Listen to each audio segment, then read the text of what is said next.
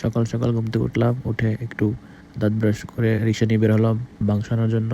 এবার একটু নাস্তাও কিনেছি, হাতে নাস্তাও রয়েছে, সেই নাস্তাগুলো খাবো একটু পরে বাজার থেকে এসে। তো বাম দিকে রিক্সা মোড় দিল, মোড় দিয়ে যাচ্ছি। রিক্সা মামাকে বললাম, মামা আস্তে চালাও, অনেক ভয় পাচ্ছি আমি, এখন আপনি এত জোরে চালালে গাড়ি অ্যাক্সিডেন্ট হতে পারে।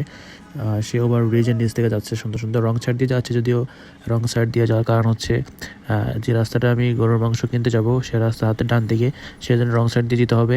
আর না হলে 1 কিলোমিটার দূরে থেকে ঘুরে তারপর যেতে হবে, সেই জন্য ভাড়া বেশি নেবে। সেই জন্য আমি তাকে বললাম যে মামা আস্তে চালান এবং রং সাইড দিয়ে যান, তাতে সমস্যা নাই, আমার যাতে ভাড়া বেশি না লাগে। তো দেখতেছি সকাল সকাল শাকসবজি পেঁয়াজ রাস্তার পাশে অনেক কিছুই পসরা সাজিয়ে বসেছে, কিন্তু আমি কোনো কিছুই কিনবো না, শুধু গরুর মাংস কেনার উদ্দেশ্যে যাচ্ছি। আর শুধু এগুলো দেখে দেখে চোখ জুড়াচ্ছি এবং হাতে আইফোন দিয়ে ভিডিওটা করতেছিলাম এবং রিক্সার মামা কীভাবে চালাচ্ছে সেটাও দেখতেছিলাম।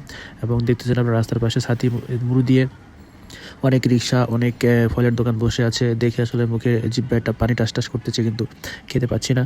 তো আপনারা দেখতে পাচ্ছেন রিক্সার সামনে একটা রিক্সা বড় লরি আসছে, ওই লরিতে যদি একটা ধাক্কা মারে তো মানুষ আর কোথাও থাকবে না। এখন দেখতেছেন হাতের ডান দিকে দেখতেছেন পানি রাস্তায় জমে আছে, কিন্তু সে পানির ভিতর থেকে রিক্সা চলে যাবে, হাতের ডান দিকে রাস্তাটা যাবে।